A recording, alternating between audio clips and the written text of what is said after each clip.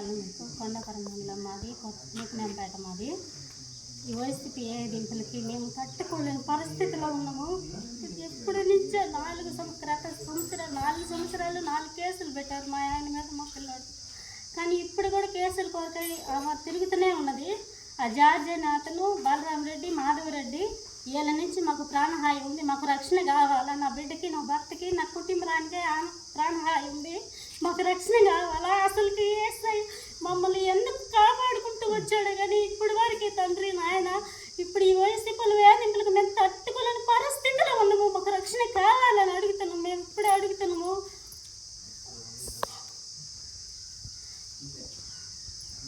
నమస్కారం. మాది కొండాపురం మేకనాథపేట గ్రామము. మేము గత 5 సంవత్సరాలుగా వైసీపీ వాళ్ళ వల్ల మేము చాలా వేదనలకు, బాధలకు గురయ్యాము. ఎందుకంటే వాళ్ళు అన్యాయమైన కేసులు పెట్టి విపరీతంగా మా వాళ్ళని, మా బావని, మా కొడుకుని అందరినీ చాలా ఇబ్బంది పెట్టారు వైసీపీ నాయకులు.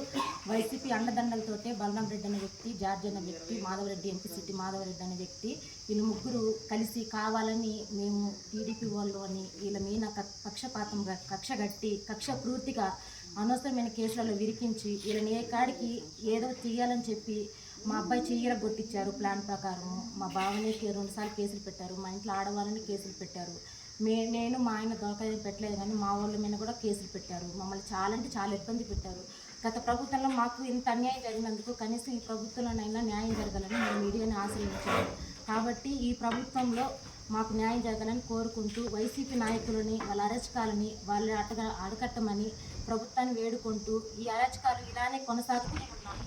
గత 5 సంవత్సరాలుగా ఇన్ని బాధలతో, వేదనలతో బాధపడ్డా కూడా ఇప్పుడు కూడా అదే జరుగుతుంది. ఎందుకంటే మేము పోయిన ఎన్నికల్లో చైర్మన్గా ఎంపికయ్యాము, నేను, నల్లగట్ల పావని.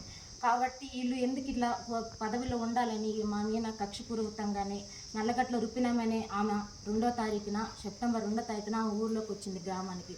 అక్కడ ఏమీ జరగలేదు. కావాలంటే వాళ్ళ ఇల్లు వీడియో కూడా ఉంది. ఆడ మురికి నీళ్ళు లేవు, ఏమీ లేవు. కావాలనే మురికి నీళ్ళు పోసారని చెప్పి అదొక వీడియో నమస్కారం. మాది కొండాపురం మండలం మేకనాథపేట వాసులం. మాకు ఇంటి దగ్గర నేను రోడ్డు పైన పని చేసుకుంటుండగా నల్లగట్ల రుప్పినమ్మ అని నా పైకి గొడవకు వచ్చి నా పైన దాడి చేశారు. వాళ్ళ కొడుకు నల్లగట్ల రుప్పినమ్మ వాళ్ళు నా పైన దాడి చేసి నన్ను కొట్టారు.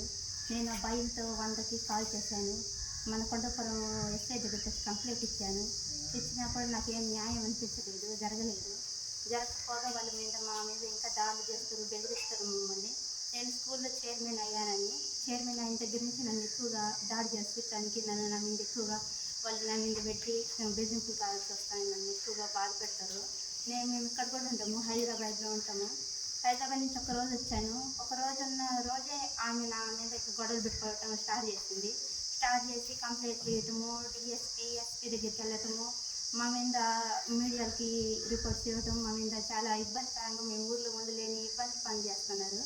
గత వైసీపీ పార్టీ ఉన్నప్పుడు కూడా మమ్మల్ని ఇలాగే జార్జి అనే వ్యక్తి ఆ వృత్తినమ్మని ఎమ్మడి పెట్టుకొని మా మీద కంప్లైంట్లు ఇస్తూ దిగారు. 5 సంవత్సరాలలో ఒక సంవత్సరానికి ఒక కేసు పెట్టారు. మా మీద సంవత్సరానికి ఒక కేసు పెట్టి చాలా ఇబ్బంది పెట్టారు. మా పిల్లల్ని, మా తమ్ముల్ని, మా అక్క కొడుకుని, మా మామని, మా ఆయన్ని, మా అమ్మని, మా పెద్దమ్మని, మా ఆడల్ని మొత్తాన్ని హీనంగా మాట్లాడించారు. ఎస్ఐ తోటి మాట్లాడించి చాలా ఇబ్బంది పెట్టారు.